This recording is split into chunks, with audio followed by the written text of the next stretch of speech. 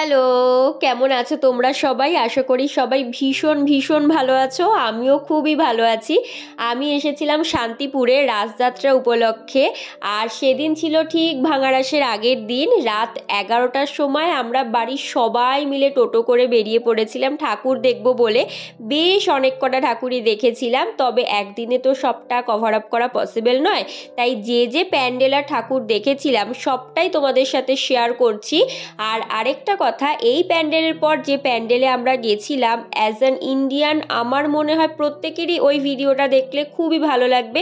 আমার তো পার্সোনালি ভীষণ ভালো লেগেছে, তাই তোমাদের কাছে আমার অনুরোধ, প্লিজ ভিডিওটা স্কিপ করো না, এই ভিডিওটা একবার হলেও তোমরা দেখো। বাবু, টুপিটা খোলে না, ঠান্ডা লেগে যাবে, ওটা পরে থাকো। আপনি বাঙালি? হ্যাঁ, আমি বিতান, পাটুলি থেকে। আর আপনি? আমি সমীর, বেহালা থেকে। मुझे पहलगाम बहुत पसंद है, ब्यूटीफुल।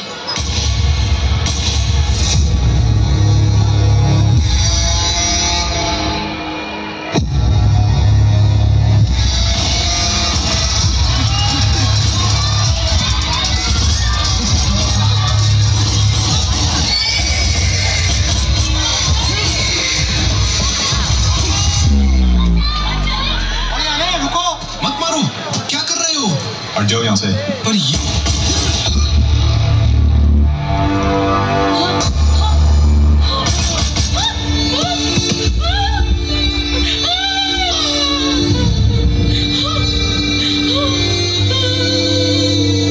तुमने मेरे पति को क्यों मारा? मुझे भी मार दो।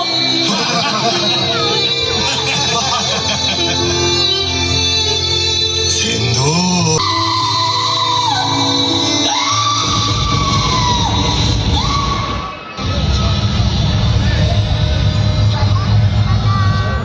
क्या सभी यूनिट्स अलर्ट मोड में हैं? यस सर, यूनिट Sierra 1 से Sierra 9 तक रेडी, टारगेट पिन पॉइंटेड। पहले ग्रिड लॉक चाहिए, तभी एंगेजमेंट अप्रूव होगा।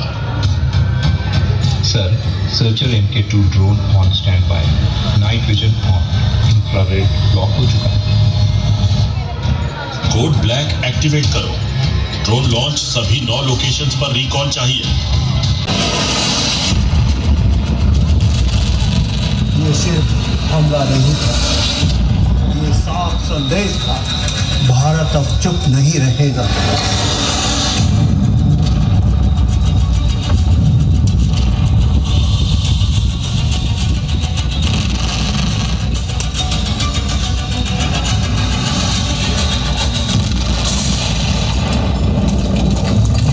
नहीं एक जश्न है भारत, रग रग में है जीत की आदत, ऐसा हुनर दुश्मन भी सलामी दे। तू सूरज हम तेरे उजाले, तुझसे जुदा नहीं होने वाले, आखिर तक हम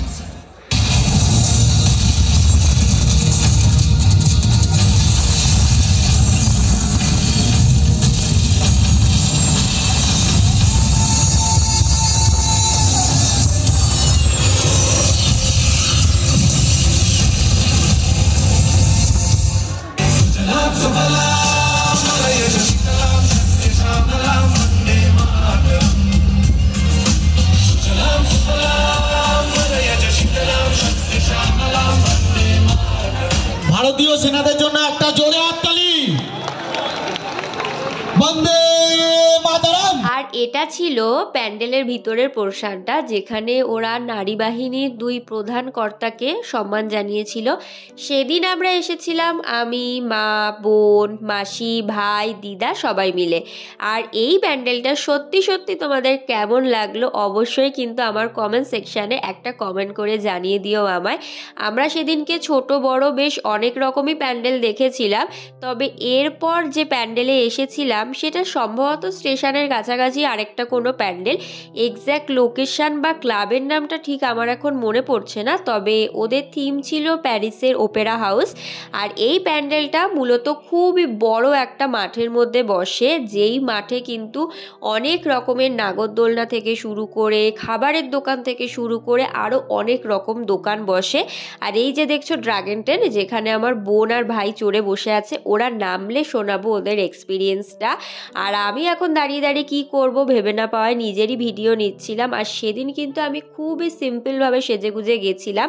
কেমন লাগছে কমেন্ট করে জানিও কিন্তু। আর কোইন্সিডেন্টলি দেখলাম আমার রুমালটাও ম্যাচিং হয়ে গেছে, যেটা আমি ভিডিও এডিট করার সময় নোটিস করেছি। কেমন এক্সপিরিয়েন্স? তোর কেমন? চুল উড়ে গেছে তো পুরো। তোমরা হয়তো অনেকেই জানো নবদ্বীপের রাস উৎসব যতটা বিখ্যাত, শান্তিপুরের রাস উৎসবও কিন্তু ততটাই পপুলার।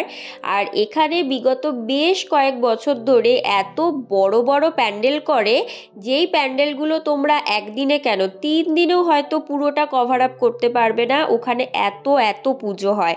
আর একটা জিনিস আমি নোটিস করলাম যে আমরা যখন এই প্যান্ডেলে এসেছি তখন হয়তো প্রায় ওই 2-2:30 বাজে, কিন্তু মানুষের ভিড় দেখলে তোমরা কোনো অংশেই বুঝতে পারবে না যে তখন রাত 2 কিংবা 2:30 বাজে। মনে হচ্ছিল কটা, ওই সন্ধ্যা 6টা-7টা হবে হয়তো, এত ভিড় ছিল। এখন এসেছি শ্যামবাজারের প্যান্ডেলটা দেখতে। এই একটা প্যান্ডেলের লোকেশনই কিন্তু আমার মনে আছে, তার একটা কারণ আছে যদিও বা, কারণ 3 বছর আগে এসেছিলাম যখন রাস উৎসবে শান্তিপুরে, তখন এই জায়গাকার প্যান্ডেলটা দেখতে পারিনি। একটু সকাল সকাল এসেছিলাম, মানে ওই 6টা-7টার দিকে। আর এই প্যান্ডেলে এত পরিমাণ ভিড় ছিল যে না দেখেই কিন্তু অগত্যা বাড়ি ফিরতে হয়েছিল। তো সেই কারণেই এবার এই প্যান্ডেলে একটু রাত করে এসছিলাম, ওই 2-2:30টার দিকে বলতে পারো। তো যাই হোক, এখন ওইখান থেকে ছেড়ে অন্য একটা প্যান্ডেলে এসেছি। এই ক্লাবটার নাম হয়তো অ্যামেচার ক্লাব। এখানে কোনো এক গ্রামের দৃশ্য করেছিল। আর আরেকটা সত্যি কথা বলতে কি বলতো, যে প্যান্ডেল বা ঠাকুর দেখতে এসে যদি মানুষের ভিড়ই না থাকে তাহলে কিন্তু একটু মানে ভালো লাগে না জিনিসটা। মানুষের একটু ভিড় থাকবে, ভিড় ঠেলে এগিয়ে যাব, ওই ব্যাপারটাই কিন্তু বেশ ভালো লাগে। তো যাই হোক, এখন কিন্তু আমরা প্রায় শেষের দিকেই চলে এসেছি। এরপর এসেছিলাম কেদারনাথ দর্শন করতে। আসল কেদারনাথে কবে যেতে পারবো জানি না, সেই কারণে প্যান্ডেল দেখেই মন ভরাচ্ছিলাম। আর এই জায়গাটা লক্ষ্য করলে তোমরা একটা জিনিস বুঝতে পারবে যে এই জায়গাটা থেকে কিন্তু হরহর করে জল আসছিল। তো প্যান্ডেলটা ভালোই করেছিল, কিন্তু মানুষের মানসিকতা কীরকম জানি না, প্যান্ডেলে ওঠার মুখটাতে এতটা নোংরা করে রেখেছে যে দেখেই কেমন লাগছিল। কিন্তু যাই হোক, যখন ঠাকুর দেখতে এসেছি তখন সব রকমভাবেই দেখতে হবে, সেই কারণে কিন্তু চলে এসেছি ভিতরে। আর ভিতরটাও কিন্তু বেশ ভালোই লাগছিল। তো যাই হোক, অনেকেই ঠাকুর দেখলাম, এখন চলো বাড়ির দিকে যাওয়া যাক। আমরা এখন কেদারনাথ থেকে বেরিয়ে যাচ্ছি। বেরোনোর রাস্তাটাও ডিফিকাল্ট, আর হচ্ছে ঢোকার রাস্তাটাও ডিফিকাল্ট, বাট হোয়াট এভার, ঠাকুর তো দেখতেই হবে। এখন বাজে হচ্ছে, এখন প্রায় 3টের ওপর বাজে, কিন্তু স্টিল আমরা ঠাকুর দেখে চলেছি। তো চলো দেখা যাক আর কি দেখা যায়। এখন চলে এসেছি আমার মামার বাড়ির সামনের ক্লাবে। এই ক্লাবটা একদমই আমাদের মামার বাড়ির সামনেই, আর প্রত্যেকবারই ভীষণ ভালো ভালো প্যান্ডেল করে। এইবারও খুব সুন্দর প্যান্ডেল করেছে, খুব সূক্ষ্ম সূক্ষ্ম কাজও করেছে ভিতরে। আর সব থেকে ভালো জিনিস দেখলাম, খুবই ফটোজেনিক হয়েছে। আমরা প্রচুর ফটো তুলেছি এখানে। তো যাই হোক, এখান থেকে কিছু খেয়ে আমরা কিন্তু সোজা চলে যাব বাড়িতে। এখন বাজে 3:25 আর আমরা বেরিয়েছিলাম 11টার সময়। এখন সবাই আইসক্রিম খেতে খেতে বাড়িতে এসেছি। তো যাই হোক, আর কথা বলার এনার্জি নেই। এদিকে কেউ কটন ক্যান্ডি নিয়ে ব্যস্ত। হ্যাঁ, টাইম দেখিয়ে দিয়েছি। তো যাই হোক, এই ব্লগটা এত পর্যন্তই। ভিডিও ভালো লাগলে please to like, share and subscribe my channel. তো আজকের মতো টাটা।